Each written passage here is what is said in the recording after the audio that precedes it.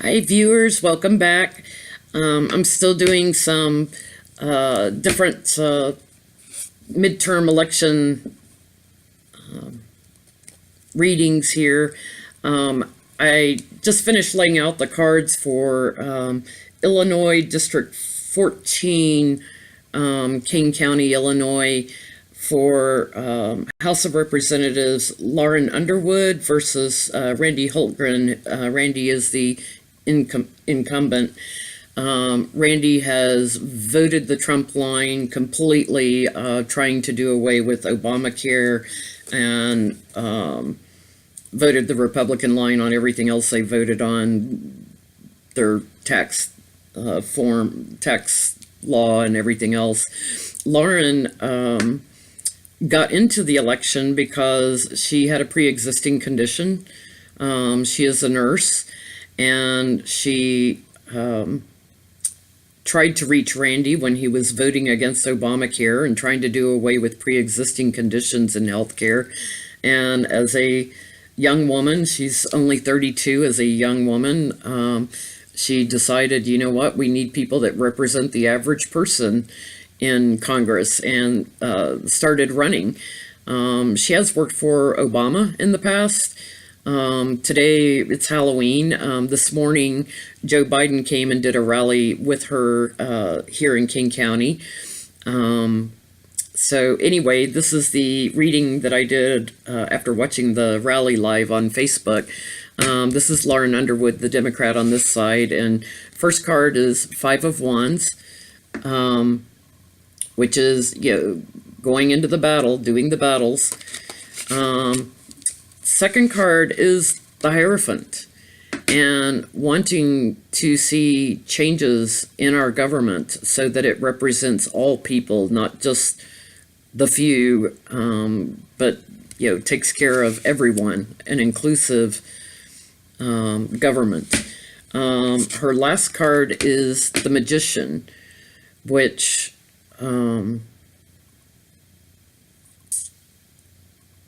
it can be the trickster, but the energy I'm getting off it here is that she is manifesting what she hopes for. And the reason I say that is because the clarifier for that is the High Priestess, and using her feminine energies and her intuition and knowing, what the average person is looking for, and she's trying to manifest that. Randy, his first card is the Nine of Swords. He's having a lot of sleepless nights, a lot of anxiety.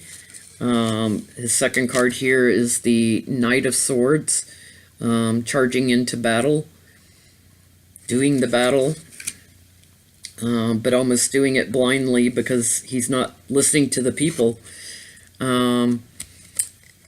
Ace of Coins, a lot of money, backing him. He's got the gifts of money to help him fight.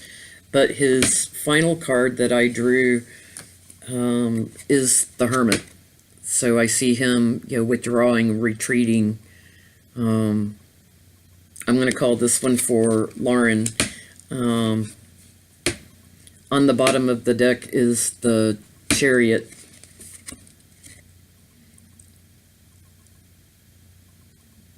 It's interesting in this deck.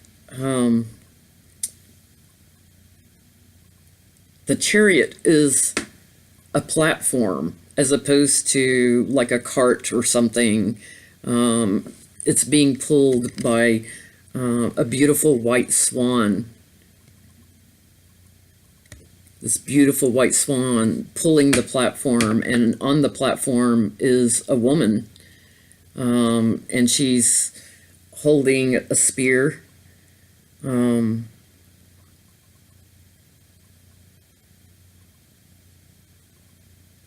Yeah, I think she's going to be a warrior for the truth, and it's going to happen rather quickly.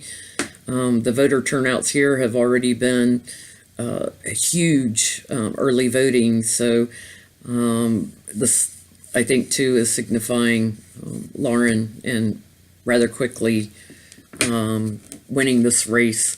If she does win this race, she will be the first female to represent this district, and she will also be the first African American to represent this district. So a lot of firsts in an area that tends to probably be a little bit more Republican.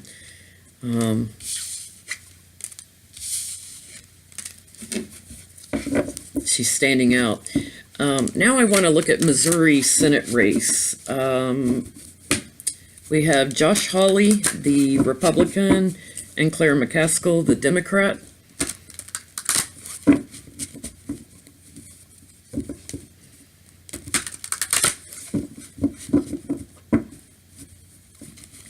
I'm using the Cat Black Golden Tarot deck, which is one of my favorites. I love these cards. It's made from collages from Renaissance art. Just a beautiful deck.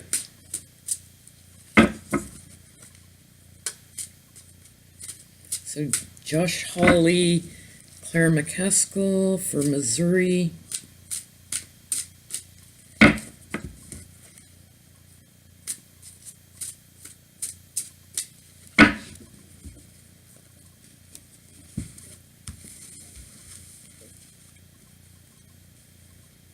Missouri Senate. So Claire is the Democrat.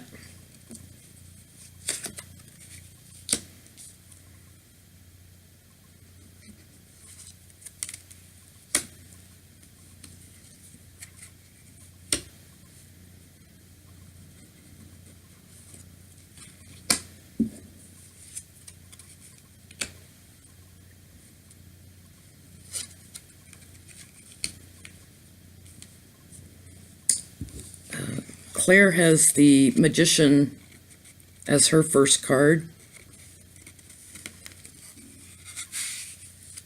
Her second card is the Six of Swords, trying to move forward to calmer waters. And her final card is the Page of Swords.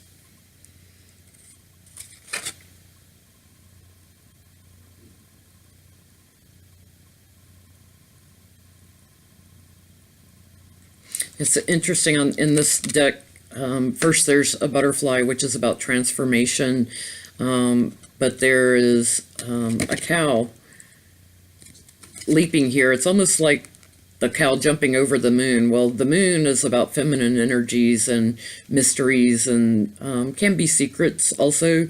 So if the cow is jumping over the moon, so to speak, could be about the feminine energies there. For Josh, we have the Two of Swords. I feel like he's trying to find what line he wants to run on. Is he going to toe the line of the Trump administration and Republican Party, or is he going to separate himself somehow from Trump? And I feel like maybe that's what he's been trying to do, is separate himself somehow from everything that Trump stands for. His second card is the Knight of Swords, charging forward into the battle. And his final card is the Eight of Swords, feeling tied down and bound and imprisoned. So I would say I would have to call this one for Claire McCaskill, moving forward into the Senate.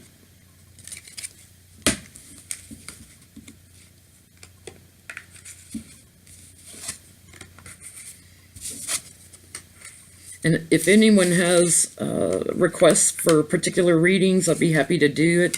I'm not familiar with all the candidates everywhere, so if you can give me candidates' names and what they're running for would be terrific. I'd be happy to do readings.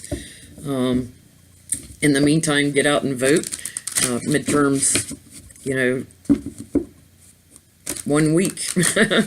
Most states have early voting now, and time to get out and vote. I also wanted to look at the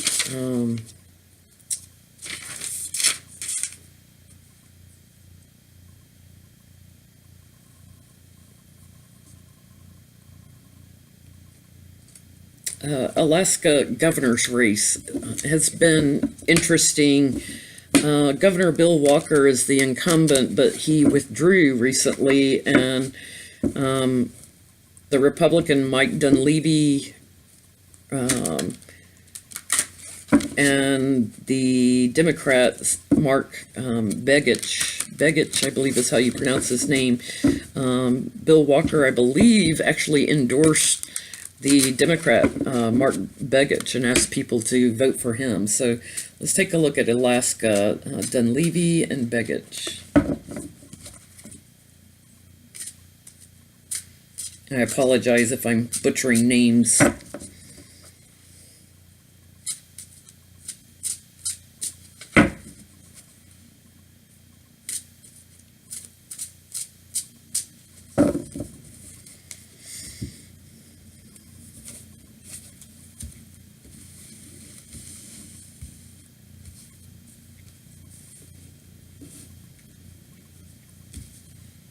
So the Democrat is Mark Begich.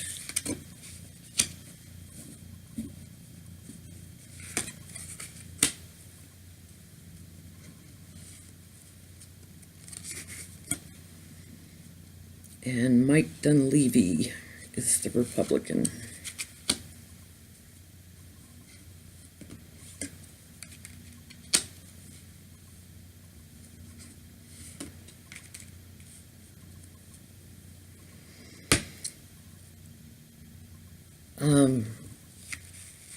Mark Begich's first card, the Emperor.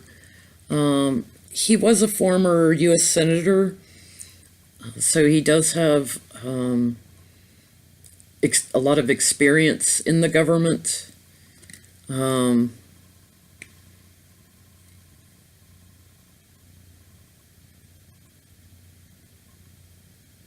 Yeah, a lot of strength, a lion beside him. I can't tell what this bird is in this card, if it's vultures or if it's condors or what. They're, I almost want to say it's vultures, kind of symbolizing cleaning up, cleaning up Congress. His second card, though, is the Nine of Swords. A lot of sleepless nights. And hoping for those people that are loyal to him. The dog represents loyalty, people that have voted for him in the past when he was a senator. And then his final card is the World, possibly the end of this cycle, beginning of a new cycle. For Mike Dunleavy, his first card is the Magician, trying to manifest what he desires. I don't know anything about him. I don't know if he's another trickster or not, if there's been any tampering going on, or what his TV commercials are like, if there's any lies in them, but something to watch out for with them.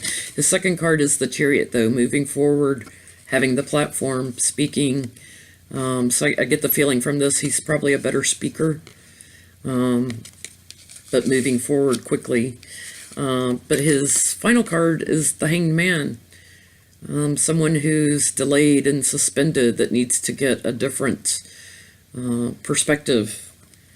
I'm going to have to call this one for Mark Begich. I think, getting the World card over the Hanged Man. He seems to have a little more power behind him. It's his time.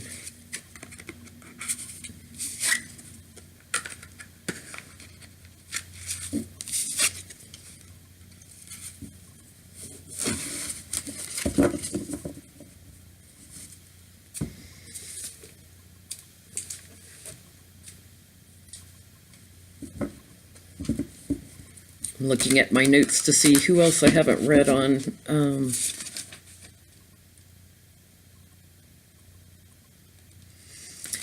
West Virginia. Let's take a look at for Senate in West Virginia. Democrat Joe Manchin, the only Democrat that voted for Kavanaugh versus Republican Patrick Morrissey. I haven't heard much about how his campaign is going. I'm a believer. Stand up for what you feel is right. Don't cater to the votes. If you feel like Kavanaugh is not the right person, stand up and vote that way. I do feel like he was catering to the voters because he's in a predominantly Republican area. I don't know. Maybe he did feel like Kavanaugh was a good man, but my gut tells me he was pandering for voters. And I think voters see that, so it makes it hard to trust someone that panders to the vote as opposed to standing up for what you really believe in.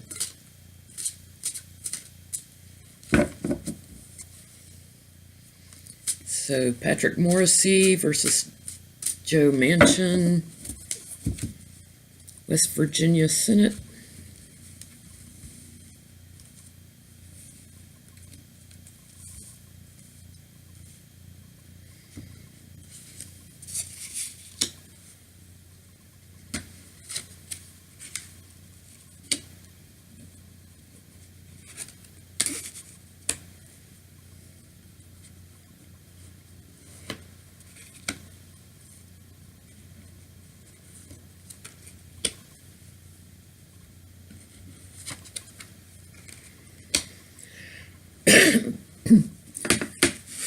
Joe Manchin, his first card, 5 of Cups, regrets.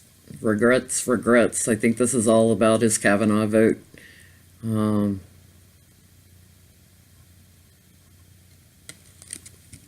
Yeah. His second card is the 10 of Cups. The happy family, but in a lot of my readings, this also shows up as the Republican card, and I think he's trying to appear as a Republican in a Republican environment, and if you're a Democrat, stand up for what you are. That's how you got elected the first time. And his final card, the Fool, although it could be rebirth and new beginnings. I think here it's just the Fool. Somebody that stepped off a cliff. It's interesting. The Fool card also has a dog on it, hoping people are loyal to him, but he's been the Fool. So Morrissey, his first card is the 7 of Swords.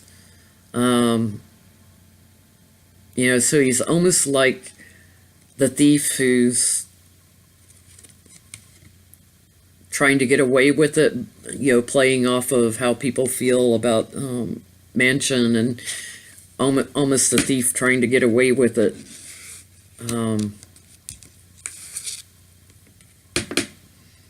Second card is Page of Cups. Good news for him. It's probably very good news when Manchin voted for Kavanaugh, because he knew that people wouldn't respect him after that. And his final card is Ace of Wands, new beginnings, new plans, moving forward. I would call that one for Morrissey. Even though the Fool is a major arcana and the Ace of Wands is not. I can lay a clarifier here just to make sure. Yeah, it's burdensome. It's the burdened Fool.